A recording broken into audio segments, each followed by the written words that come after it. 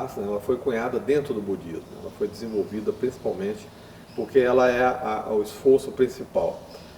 O Buda, ele foi um grande professor, né? Ele ensinou dos seus 30 e poucos anos até os 60, mais de 40 anos, tá? Ele foi um professor. E ele foi desenvolvendo maneiras de ensinar essas práticas, que são as que nós usamos até hoje. O cara foi tão genial há 2.500 anos atrás, tá? E ele mesmo dizia, isso não precisa de ser encarado como uma religião. Veja isso como uma filosofia, e você pode usar isso se te fizer bem. Olha o que é, se te fizer bem, use. Se não fizer, esqueça. E isso é que deu uma flexibilidade muito grande para o mundo moderno hoje, está usando. A ciência abraçou, né, a prática da Vipassana, trazida pelo budismo, muito por isso, porque ela cabe dentro da visão laica, sem nenhum conflito com ninguém. Tá? Tanto que nós temos visto aqui, ensinado, inclusive, a nossa instituição é absolutamente laica, todo o nosso enfoque é científico, né, e prático, e funcional, sem nenhuma conotação religiosa. Porque ele foi estruturado desde a origem num conhecimento do comportamento humano. Tá? O Buda já dizia, você é os seus pensamentos. Tá? A sua realidade, ela é consequência da forma como você pensa. Então você tem que entender como você pensa. Olhe lá como é que você pensa. Use essa sua capacidade de ter consciência de como que você funciona. Tá? E aí você pode redirecionar a sua consciência. Então a Vipassana foi estruturada a partir dessa percepção, tá? Que já existia na época, no próprio hinduísmo, já tinha, né, uma boa estrutura de meditação. Começou lá no Vale do Indo, com os Vedas, o conhecimento Vedanta. 1000 anos antes do Buda já existia isso, né? O Buda só fez dar uma formatação mais organizada. Por isso é que ele se dizia um grande professor, que realmente ele foi. De dar uma forma de você aprender isso passo a passo, de acordo com as suas limitações, de acordo com as suas capacidades, tendo você ir fazendo isso de uma forma muito pragmática e prática. Ele foi o grande sucesso da prática foi essa aí. E o budismo trouxe isso, né, para o mundo ocidental. Vários ocidentais que vivenciaram, né, o budismo na Ásia, viram que tinha aí um grande potencial e trouxeram isso já com essa conotação mais laica, menos, né, livre dos aspectos religiosos, que facilitou muito a compreensão e a divulgação, certo, desse processo. De 25 anos, quase 30 anos para cá, houve uma tremenda evolução nos estudos da neurociência. Até essa época passada, os cientistas tinham uma dificuldade razoável de entender e pesquisar, né, as funcionalidades do cérebro, porque tinha que ou esperar o sujeito morrer, ou abrir o cérebro em funcionamento em situações de cirurgia, né, ou de doenças, né, algumas doenças mentais não, cerebrais, né, no cérebro. Isso criava uma limitação muito grande. E o próprio raio-x, ele dá uma visão estática e só física do cérebro, ele não mostra o funcionamento do cérebro. Com o desenvolvimento da tecnologia de ressonância magnética, a possibilidade de ver o cérebro funcionando, né, e onde a energia se manifesta no cérebro, abriu um universo de pesquisas aí no campo da neurociência. E incentivou, obviamente, uma progressão fantástica de pesquisa nessa área. E uma das coisas primeiras que os cientistas perceberam e vieram a descobrir é que o cérebro humano é extremamente plástico, coisa que era um tabu anterior, antes dessa condição, de que o cérebro humano era uma coisa rígida depois de ser alcançada a idade adulta. Tinha um crescimento na fase infantil, depois na fase da adolescência as conexões neuronais se davam, e quando a pessoa atingia aí seus 20 anos, 20 e poucos anos, o cérebro estava aí consolidado e daí para frente não acontecia mais nada. O cérebro virava um troço rígido, e era isso que existia como quase um dogma, né, entre os neurocientistas, de forma até unânime, esse processo. com essas possibilidades tecnológicas, eles foram vendo que não é bem isso não, que o cérebro pode ser alterado. Tá? E ele pode ser alterado por esforço da própria mente. E aí começou-se a desenvolver toda uma linha de pesquisa, de compreensão, inclusive, de como que os nossos processos mentais podem alterar, né, criar essa condição de plasticidade do cérebro. Como é que você formata o teu cérebro? E aí foi se fortalecendo a convicção de que a mente, ela redireciona os lados do cérebro que podem ser mais desenvolvidos ou menos desenvolvidos. Ou seja, o uso que você dá ao seu cérebro formata o teu cérebro. E a experiência é que formata o nosso cérebro. Então, e mais do que formata, ele altera. Se você tem uma experiência que você só desenvolve na idade adulta, vamos dizer que você resolva estudar violino, certo? Que exige muita movimentação dos dedos e das mãos, tem uma área do cérebro dedicada, né, a administrar nossas capacidades de movimentar, e essa região do cérebro vai ser desenvolvida por conta do seu treinamento no violino. A mesma coisa as capacidades mentais. Quem estuda línguas, tá, vai desenvolver determinadas áreas do cérebro. Quem estuda música em geral vai desenvolver mais a audição. Tem uma área do cérebro já bem conhecida que vai ser mais desenvolvida. E mais do que isso, a ciência foi demonstrando quais as funcionalidades mais importantes, como é que nossos processos emocionais ocorrem dentro do nosso cérebro. Eu acho que isso foi uma descoberta muito importante para fundamentar a psicologia, a psiquiatria e todos esses transtornos mentais que hoje são tão presentes na sociedade moderna, como eu comentei, principalmente ansiedade, depressão e seus desdobramentos, né, que ocorrem no mundo moderno. Então, a saber como essas áreas do cérebro funcionam e, principalmente, ter a convicção de que nós podemos redirecionar a nossa atenção de tal forma a corrigir essas distorções no nosso cérebro, fez com que a prática meditativa passasse também a ser um objeto de pesquisa por conta dos pesquisadores, porque eles queriam ver quais são as maneiras, as ferramentas que nós podemos usar para poder fazer esse direcionamento da mente que provoca alteração no cérebro. Então, a expectativa dos cientistas é que como que eu peço uma pessoa para atuar mentalmente de tal forma e simultaneamente eu consigo estar examinando o cérebro dessa pessoa para ver a relação causa-efeito. Então eu direciono a minha atenção para um determinado comportamento, esse fato de eu saber que eu estou dirigindo, eu praticar a minha intencionalidade de dirigir a minha atenção, qual é a área do cérebro que pode ser afetada e como pode ser afetada. Isso foi sendo amadurecido, a prática meditativa foi sendo cada vez mais reconhecida como um grande instrumento desse tipo de prática e fez com que mais e mais cientistas comprovassem a utilidade e os benefícios causados pela prática meditativa. E a Vipassana, em particular, tem sido um objeto muito interessante para os pesquisadores, porque como a base da meditação Vipassana, que nós chamamos em português de plena atenção, né, é o fenômeno que mais pode gerar essas alterações nos nossos estados emocionais. Então, ao praticarmos essa meditação, nós vamos aprendendo cada vez mais a observar o nosso processo reativo e reconhecendo esse processo emotivo que se desdobra a partir disso, nós podemos direcionar, tá, a formatação do nosso cérebro, a reformatação do nosso cérebro.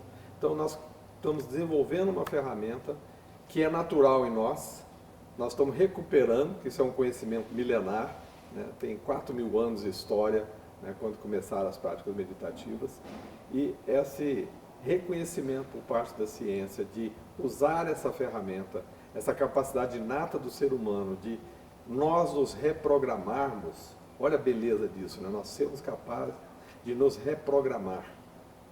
Como que nós nos reprogramamos? Da mesma forma que nós chegamos até aqui, direcionando a nossa atenção. Cada experiência clica em determinada formatação no nosso cérebro. Então, se eu tenho experiências positivas, eu formato no meu cérebro conexões que vão me dar mais estabilidade positiva. Se eu tenho excesso de experiências negativas, eu formato no meu cérebro marcações negativas no meu cérebro, cada vez eu vou ser mais negativo. Então, o fato de eu poder perceber isso e saber que se eu redireciono a minha atenção, se eu tiro a minha atenção das negatividades da minha vida e fortaleço as coisas positivas da minha vida, eu mexo na formatação do cérebro, isso é uma beleza incalculável. Nós redescobrimos, porque isso é natural em nós. Então, o impacto disso gera uma perspectiva de estudos na área da neurociência, da psicologia, das ciências contemplativas, como nós chamamos hoje a prática meditativa. Então, isso dá uma dimensão de potencialização do ser humano na sua qualidade de vida. Eu posso ser dono da minha qualidade de vida, porque eu posso reformatar o meu cérebro, retirar do meu cérebro as marcações negativas que eu, por história de vida, fui criando ao longo do tempo. As más referências que eu tive, os traumas que eu tive na minha vida, os valores que eu fui estabelecendo como padrões de comportamento. Eu posso mudar isso.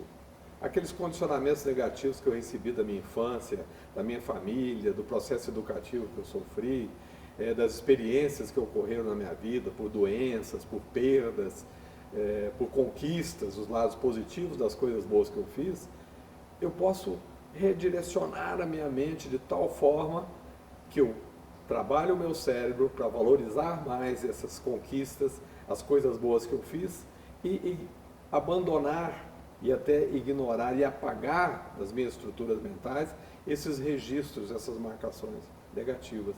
Então a Vipassana, ela é totalmente voltada, aí por que nós chamamos de Vipassana? Lá trazendo uma palavra que vem da história da meditação, vem lá da língua do Pali, que era a língua que se falava na Índia antiga, quando se começou essa prática meditativa, o sânscrito também. E Vipassana vem daí, significa ver as coisas em profundidade. Quando veio para o mundo ocidental, deu-se o nome de mindfulness em inglês e no português, plena atenção, ou em espanhol, atenção plena, também que é utilizado. E o que é essa atenção plena? É a nossa capacidade de ter consciência dos nossos processos mentais. Tá? Eu vou cada vez mais sendo capaz de usar essa capacidade inata que eu tenho de observar os meus estados mentais. Quando eu observo meus estados mentais, eu tenho agora a liberdade de redirecionar as minhas atenções. Quando eu redireciono as minhas atenções, eu estou reformatando o meu cérebro. Eu estou mudando o hardware. É uma experiência na linguagem moderna, o software mudando o hardware. É como se a gente tivesse um computador que se autoprogramasse para se regenerar, inclusive aumentar a capacidade. Você imagina um computador que ele mesmo aumentaria a sua agilidade, a sua capacidade de processar, apagaria, né, os bugs que entram, entendeu? As deformações de programação que possam existir, e ele mesmo corrigisse automaticamente esse processo, aumentando a memória, né, eliminando os perigos que tem na sua rede, do que entrou, dos softwares equivocados que entram, quer dizer, ele automaticamente fizesse isso. Nosso cérebro faz isso. Tá? Ele tem a capacidade de se reprogramar, fisicamente se muda o cérebro através do esforço da mente. Para isso eu tenho que treinar como que eu aprendo ou reaprendo, que isso é natural em nós, e fortaleço essa minha capacidade de ser um bom observador das minhas experiências. E saber fortalecer as experiências positivas e abandonar e ignorar as experiências negativas. Isso é tudo que o ser humano precisa para ser feliz, que no fundo é tudo que nós queremos. Então, meio assim, de uma forma simplificadora, meditar é uma forma de nos permitir sermos mais felizes. Os estados emocionais mais intensos, que normalmente a gente representa pela raiva, que é um dos geradores de sofrimento, né, e muito firme em cima de nós, é muito marcante o processo de raiva. Todos os estados emocionais, inclusive a raiva, ou principalmente a raiva, significa um registro mental intenso que você tem nas causas que geram esse processo de raiva. Então, a nossa sensibilidade, ela é conduzida principalmente por uma glândulazinha que nós temos lá no centro do nosso cérebro, aliás, são duas, essas glândulas internas do límbico, que é a área interna que cuida do nosso emocional, geralmente são duplas, tá? São pares, né? E tem um par muito importante, chama-se amígdala. Tá? Não confundir com a amígdala da garganta, que também é um par, né? Coincidências são duas, não tem nada a ver, tá? Só o nome é que é igual. Essas duas glândulazinhas, elas determinam todo o nosso processo reativo. E elas são extremamente importantes e foram, na nossa história de vida, como o elemento que mais nos prepara para reagir às ameaças. Então, na hora que você estava lá numa caverna, né, que um leão rugia, entende? Você tinha que logo tomar uma decisão rápida, né? Eu vou brigar com o leão, pegar uma pedra, uma arma, vou brigar com esse leão ou com essa onça, ou vou fugir. Esse mecanismo briga, foge, tá? É comandado por essa pequena glândulazinha que é extremamente rápida, tá? Ela não, você não pode bobear, né? Quando você tem uma ameaça física, né? Tem uma enchente que está surgindo, uma tempestade que está caindo, um raio, esse processo tem que ser um mecanismo de reação extremamente rápido. E quem segura essas reatividades nossas perante as ações externas, tá? Para ela não ser rápida quando não precisa, é o nosso córtex pré-frontal. É a área do cérebro que ocupa aqui a nossa testa. Que é a maior diferença que nós temos dos animais. Você notar os crânios dos nossos antepassados, você pega aí um crânio do homem de 1 milhão de anos atrás, o Homo erectus, um dia você for no museu, ou mesmo hoje você pega na internet, aí você vê, a testa aqui é bem afundada. A grande diferença no tamanho do cérebro humano, a evolução do cérebro humano, foi aqui na testa. Você pega o orangotango, que é o nosso primo mais próximo, tem 90 e tantos por cento do DNA igual ao nosso, certo? Ou um chimpanzé também, igualmente, a testa deles é bem mais afundada. Por quê? Porque eles têm um córtex pré-frontal menos desenvolvido que o nosso. Essa foi uma grande característica da evolução do ser humano. O que o córtex pré-frontal faz? Ele é que segura a amígdala. Ele para a amígdala, não é por aí. Então, essas reações automáticas que nos conduzem a emoções aflitivas, como a raiva, são muito conduzidas por esses impulsos, entendeu?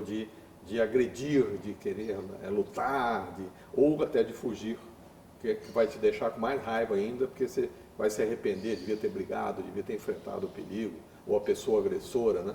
Isso te faz sofrer. Então, se eu tenho um amadurecimento, tá, principalmente do córtex pré-frontal, que redunde numa melhor gestão dessas reatividades, desses mecanismos automáticos que nós temos condições de conviver com essas provocações externas sem deixar que elas nos dominem e se transformem em processos emocionais destrutivos. Porque essas emoções intensas nos destroem, tá? Porque elas abalam o nosso sistema defensivo, elas abalam o nosso sistema imune, elas desequilibram o nosso sistema neuronal, tá? E ao desequilibrar esse sistema neuronal, que é o simpático e o parasimpático, elas vão desequilibrar as nossas funções orgânicas, digestiva, respiratória, etc., né? E nós vamos ter ansiedades, tá? E deformações de comportamento intensas por conta disso. Então, saber administrar as provocações que existem, esse excesso de informação que nós recebemos, é o amadurecimento do ser humano. Cada vez mais nós precisamos de sermos capazes de administrar as provocações, para não deixar que as emoções nos dominem, seja a raiva, seja o medo, a culpa, a ansiedade, né, a inveja, o ciúme. Esses estados emocionais são altamente destrutivos do nosso sistema de funcionamento como um todo. E a meditação, de novo, é a forma de desenvolver o nosso córtex pré-frontal. Não só o córtex pré-frontal, mas principalmente essa capacidade de conviver com as provocações que surgem na nossa vida. Porque as provocações vão continuar. Então você tem as duas possibilidades na vida. Ou você aprende a administrar as confrontações, ou você vai tomar remédio para cuidar da vitimização que você vai se transformar ou vai receber por conta das provocações. Você tem duas alternativas. Ou você aprende a administrar as provocações, ou você vai sofrer as consequências delas. É mais fácil aprender a cuidar das provocações.